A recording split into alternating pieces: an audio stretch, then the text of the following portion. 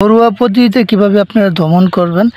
আপনারা কিন্তু দেখতে পাচ্ছেন প্রচুর জব পোকা আছে। তো আসসালামু প্রিয় ভুট্টা চাষি ভাই ও বোনেরা, আপনারা কিন্তু দীর্ঘদিন ভুট্টা চাষাবাদ করে আসছেন। আসলে এই যে একটা গাছ, এটা কী কারণে হয়েছে বা কোন পোকার মাধ্যমে হয়েছে এই অবস্থাটা, সেটা আমি আপনাদের মাঝে তুলে ধরব। আসলে এটা হচ্ছে আপনার জব পোকা, যে ক্ষতিকারক জব পোকা, ভুট্টা চাষাবাদের ক্ষতিকারক জব পোকার ধারায় কিন্তু এই রোগটি হয়েছে।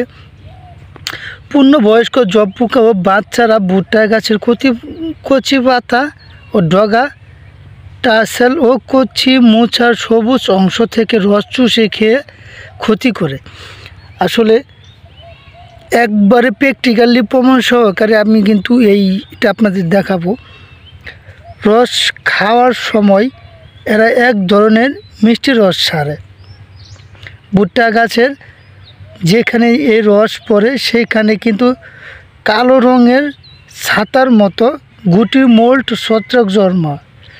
টালেস বা রেশমি কেশের মধু রস পড়লে তাতে পরাগায়ন বাধাগ্রস্ত হয় ও মোচার ঠিকভাবে দানা গঠন হয় না।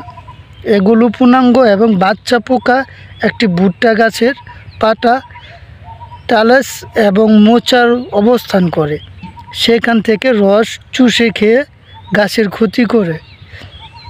গাছের বৃদ্ধি কমে যায়, শেষ ফলন কমে যায়। এছাড়াও জব পোকা ভাইরাস রোগ ছড়ায়।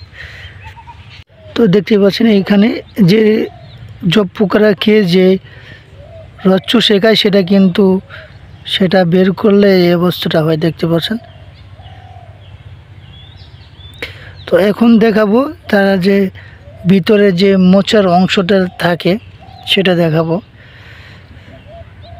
তো সাথেই দেখবেন। দেখতে পাচ্ছেন তো দেখেন, আমাদের দেখায় যদি দেখতে পাচ্ছেন জব পোকা।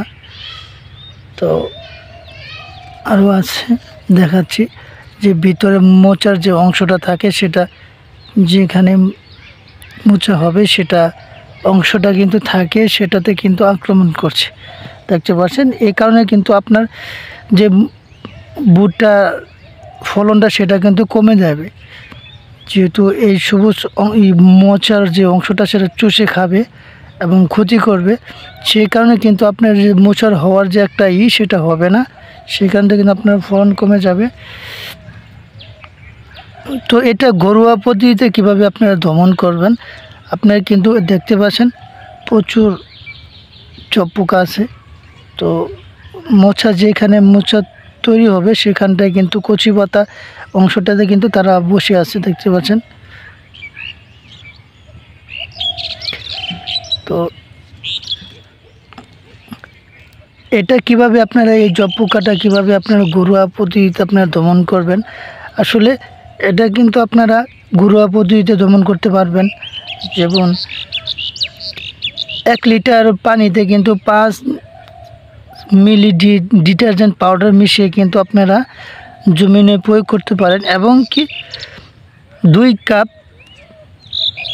ময়দা 5 থেকে 10 লিটার পানিতে কিন্তু সকালবেলা স্প্রে করে দেবেন। তো ধীরে ধীরে কিন্তু এটা টান ধরবে এবং সেখান থেকে কিন্তু দমন হয়ে যাবে আস্তে আস্তে। যদি আমার এই ভিডিওটা আপনাদের ভালো লেগে থাকে, অবশ্যই চ্যানেলটি লাইক, কমেন্ট, শেয়ার এবং সাবস্ক্রাইব করে পাশে থাকবেন। এরকম গুরুত্বপূর্ণ ভিডিও আপনাদের মাঝে নিয়ে আসবো। সে পর্যন্ত সকলেই ভালো থাকবেন, সুস্থ থাকবেন। আল্লাহ হাফেজ।